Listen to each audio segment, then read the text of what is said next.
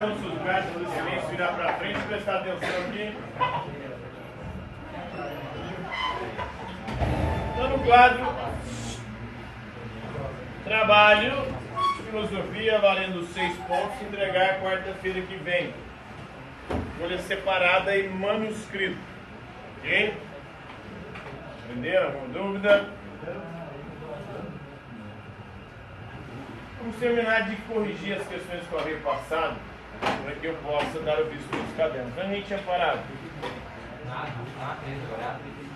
Qual que é a pergunta?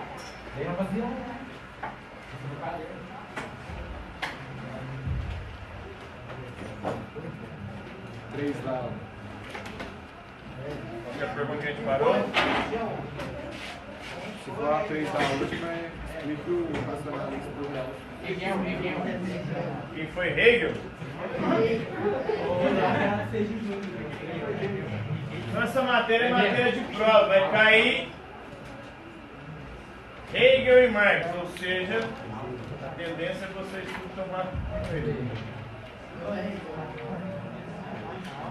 inclusive, resumindo Marx diz que a relação entre a burguesia e o proletariado é que a burguesia sempre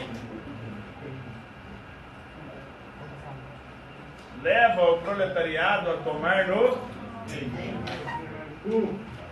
e também, quando se reuniram com Marx, Comte e Hegel no boteco, estava o Karl Marx chapando melão e, como gordo e barbudo que era, estava deixando o cofrinho à mostra. E aí o Comte foi e falou para o Marx: ô Marx, toma cuidado aí que seu Hegel está aparecendo. Piadinhas à parte, vamos lá. Quem foi o Hegel? Nosso alemão,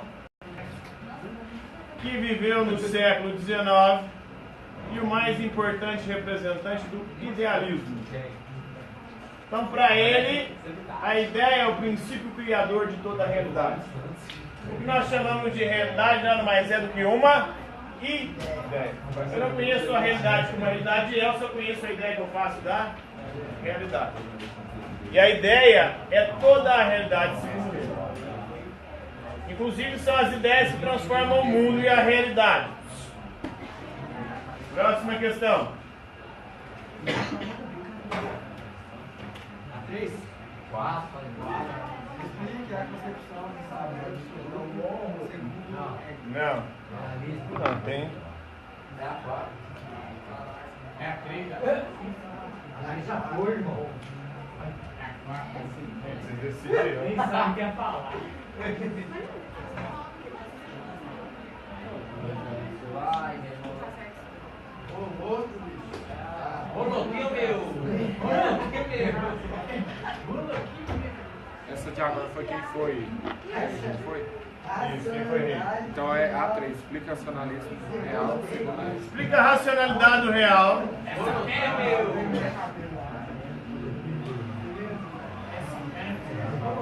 Segundo Hegel, a realidade ela é racional. Porque se ela não fosse racional, nós não poderíamos compreendê-la, conhecê-la. Tudo que é e existe por alguma razão. Nada existe ou é por acaso.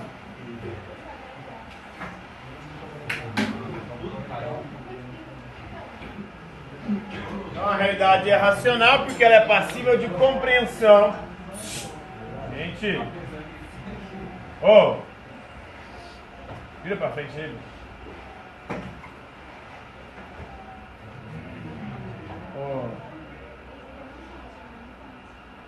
Representante, onde foi esse lugar?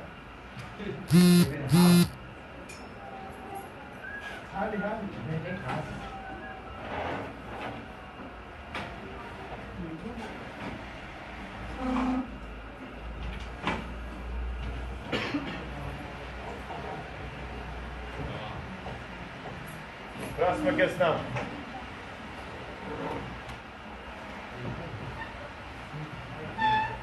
Explica o movimento dialético hegeliano. Explica o movimento dialético hegeliano.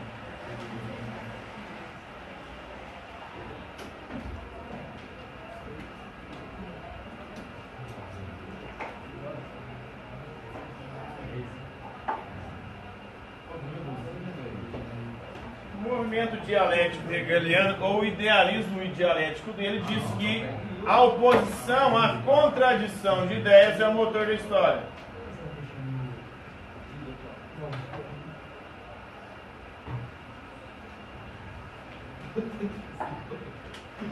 O que move a história humana? A oposição, a contradição de ideias.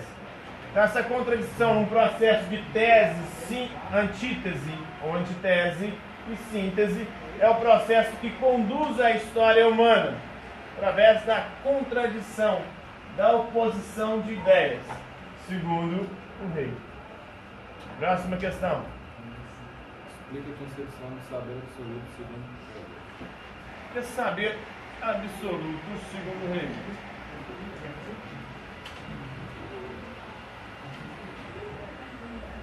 Segundo o Hegel, nós devemos sair da nossa condição individual e particular para compreender o todo.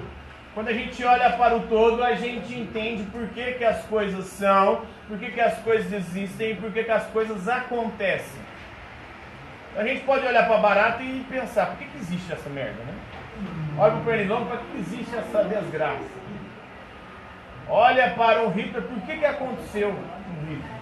A gente só vai entender quando a gente olhar para o todo. Tudo aquilo existe por alguma razão. Tudo aquilo é por alguma razão. Tudo aquilo acontece por alguma razão.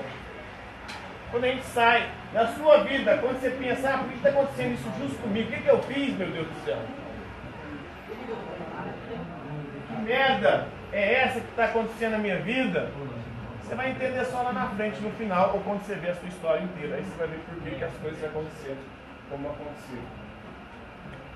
E ele também vai dizer que existe uma identidade entre ser e pensar. Ou seja, se é possível pensar, é possível existir. Só existe aquilo que for possível ser pensado. É impossível existir um triângulo quadrado ou um retângulo circular. São coisas impossíveis de ser pensadas. Ou é uma coisa ou é outra. Não tem como ser ambas. Mas, por exemplo, é possível pensar em X-Men. Não é possível também existir. A luz só foi inventada por Thomas Edison porque ele pensou. Depois ele fez. O ventilador é a mesma coisa, o celular é a mesma coisa. Então só existe porque foi possível ser pensado. Júlio Verne, um dos maiores escritores de ficção, ele falou de coisas do século XIX que só foram inventadas no século XX. Por exemplo, submarino. Ele idealizou uma viagem ao centro da Terra, que ainda não aconteceu, mas idealizou na sua ficção uma viagem à Lua. Tudo isso vai acontecer só no século XX. Por quê? Se foi possível pensar, foi possível também existir. O ser humano já faz transgênicos, já modifica animais e vegetais. Quem garante que no futuro não vai modificar geneticamente o ser humano? Imagina o ser humano híbrido, misturado com um cachorro, um leão, um águia, com um pássaro. Então, se é possível pensar, é possível existir. Vamos saber tudo direito. Próxima questão. Qual a relação entre filosofia e história segundo Hegel? Qual que é a relação entre filosofia e história segundo Hegel?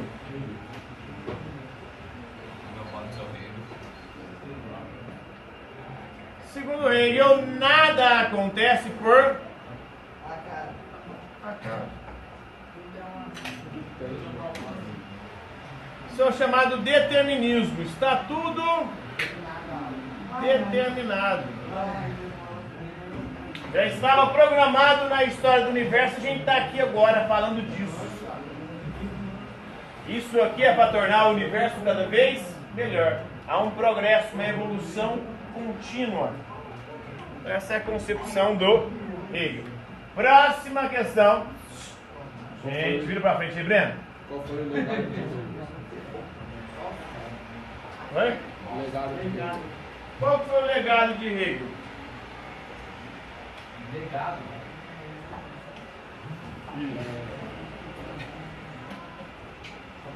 Qual foi o legado de Hegel? De Hegel surgiu a direita hegeliana,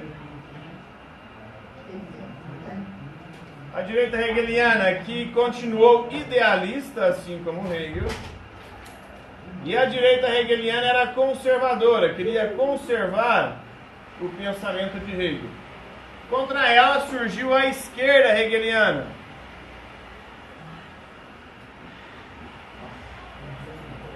A esquerda hegeliana era contra o idealismo de Hegel e propôs o materialismo.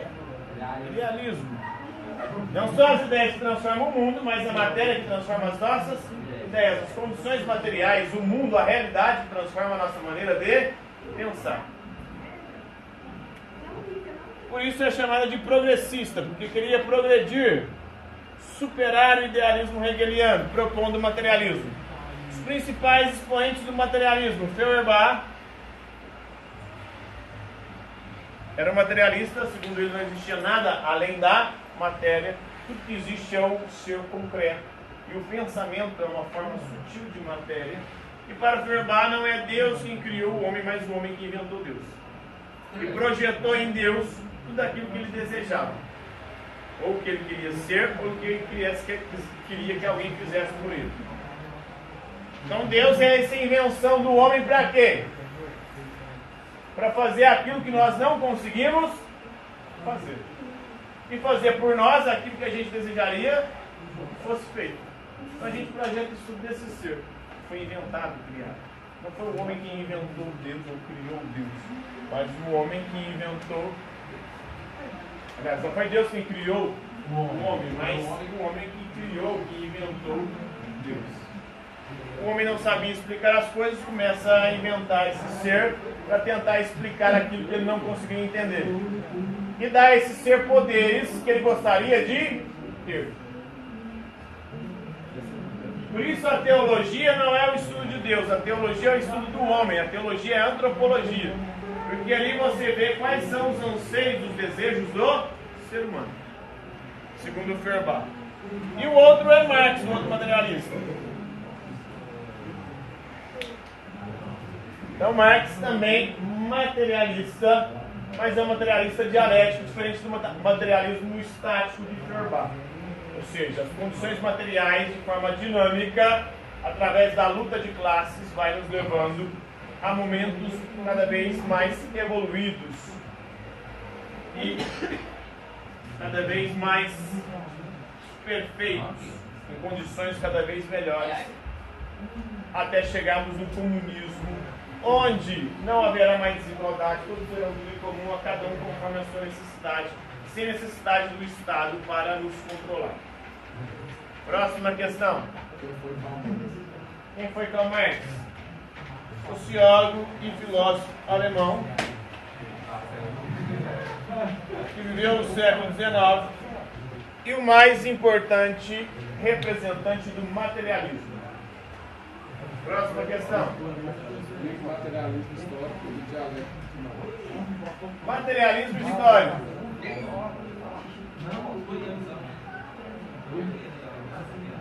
O que diz o materialismo histórico? As condições materiais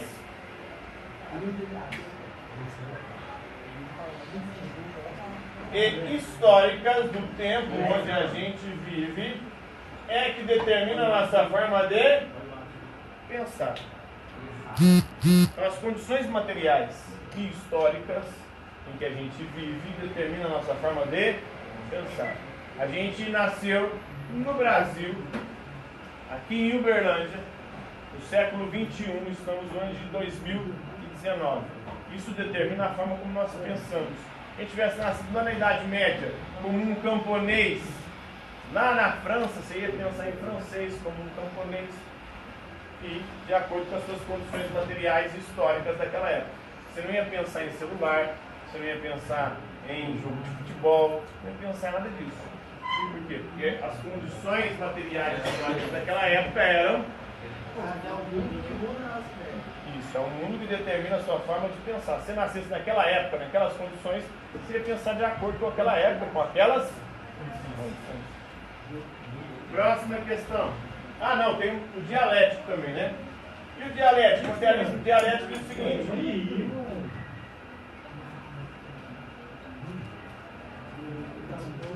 O materialismo diz que a luta de classes é o motor da história. A história da humanidade nada mais foi do que a história da luta de classes. Senhor escravo, senhor servo e agora a burguesia e o proletariado. Os meios de produção contra os trabalhadores, os operários, o proletariado, que só tem a sua força de trabalho para vender no mercado de trabalho. Você é ateu? Oi? Você é ateu? Ator. Só Ator. Sou agnóstico, né? Nem acredito nem desacredito. A mim não tem como nem provar que não existe, tem como provar que existe. Então vai dar fé de cada um. Eu de vez em quando tenho fé, eu de vez em quando não tenho fé. De vez em quando eu rezo, oro, de vez em quando eu não fico de lado e falo, Você é né? meio amém, então. Não existe não. Meio amém. Então tem hora que eu acredito, tem hora que eu não acredito. Você é meio virado. Próxima questão. Qual foi a crítica de Marx ao idealismo hegeliano? Qual foi a crítica de Marx ao idealismo hegeliano? Segundo Marx, o Hegel, por ser idealista, colocou o homem de cabeça para baixo. Ou seja, a gente está amparado na cabeça. Ou seja, nas ideias. Para ele, nós devemos desvirar o ser humano, tirar ele de cabeça para baixo e pôr ele com os pés no chão. No chão das condições materiais, da matéria. Porque é isso que ampara a nossa forma de pensar. Não é a nossa forma de pensar que transforma o mundo, mas o mundo que transforma a nossa forma de pensar. Então nós devemos inverter Hegel. Virar Hegel, tirar o homem de Hegel que está de cabeça para baixo e pôr ele em pé novamente, com os pés no chão. No chão da realidade material. Porque a realidade material que determina a nossa forma de pensar. Próxima questão. Qual é a relação entre capital e trabalho segundo Marx? Qual que é a relação entre capital e trabalho segundo Marx? Somente o trabalho humano reproduz o capital. Por quê? Porque somente o trabalho humano pode ser explorado. Somente o operário pode produzir mais do que ele vai receber enquanto salário. Um sujeito que ganha um salário mínimo, R$ 998 hoje em dia, é isso? Acho que é. O sujeito que ganha R$ 998, você acha que ele produziu só R$ 998? Não. O aluno meu falou que na loja que ele trabalhava ele ganha meio salário, ele ganha Você que ele 450. está falando, ele produz 4 sapatos no diário dele, aí ele só ganha imprimir. Aí ele ganha 450, porque ele é do, né, aí diz, né, que é da casa lá. Ele ganha R$ 450. Aí ele falou que só sábado vendeu lá R$ 60 mil na loja onde ele trabalha. Então, ele produziu muito mais do que ele vai receber enquanto salário. Essa diferença entre o que ele produziu e o que ele ganhou enquanto salário é apropriada pelo patrão e é chamada por Marx de mais-valia. Mais-valia é essa diferença entre o que foi produzido e o que se recebeu enquanto salário. Isso. E aí o patrão vai e pega, vira o lucro do patrão e aí ele usa para reinvestir e ficar cada vez mais rico. E aí entra aquela música das meninas, né? Bom, bom, bom. O rico cada vez fica mais rico, o pobre cada vez fica mais pobre, o motivo todo mundo já conhece, aqui de cima, sobe, de baixo, desce. Pelo menos essa é a perspectiva de Marx, depois ele vai ser criticado. Muita gente vai dizer, muitos economistas dizendo que não é um jogo de soma zero. Quando o burguês ganha, não quer dizer que ele vai tirar do operário. Ele ganha e o operário também ganha. Tanto que as condições de vida do trabalhador do século XIX, do trabalhador de hoje, melhorou de forma considerável. Mas aí outros críticos mais contemporâneos vão dizer o seguinte, mas os dois ganham, não é soma zero, não é um ganha e o outro perde. Mas só que um ganha muito mais do que o outro. Enquanto a renda do burguês, do capitalista, aumenta exponencialmente, a do trabalhador aumenta a conta gotas, ou seja, muito lentamente. Próxima questão. Diferencia modo de produção, força produtiva. O modo de produção é a forma, é a economia, a forma, a maneira como uma sociedade se organiza para produzir os seus bens, a sua riqueza. Existiram vários modos de produção ao longo da história. O comunismo primitivo, o escravismo, o feudalismo, o capitalismo seria superado por outros modos de produção. Quais seriam eles? O socialismo, quando o operariado tomaria o poder, instituiria uma ditadura e socializaria os meios de produção, até chegar ao comunismo, onde seria desnecessário o Estado e todos teriam tudo em comum, a cada um conforme a sua necessidade. As forças produtivas é aquilo que produz a riqueza. E o que produz a riqueza no sistema capitalista? O trabalho humano, as ferramentas e as máquinas. Só o trabalho humano consegue reproduzir o capital porque só ele pode ser explorado. As máquinas e as ferramentas não podem ser exploradas porque elas têm um custo fixo de produção. Só o operário pode produzir mais do que ele recebe, como contrapartida. E as relações de produção, desde o escravismo antigo até o capitalismo, são relações de exploração do homem sobre o homem, de uma classe sobre a outra. Próxima questão. Explicar a luta de classe segundo Marx. Segundo Marx, a luta de classes é o quê?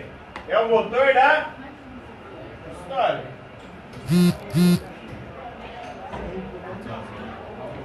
Então o que move a história humana? A luta de classe. É ela que faz a gente evoluir e é ela que vai acabar com o capitalismo. Na luta de classe entre o operário e o capitalismo vai ser extinto, vai vir o socialismo e depois o comunismo. Acabou?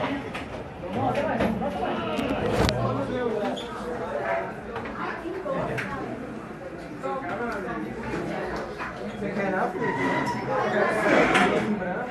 Ai, ai.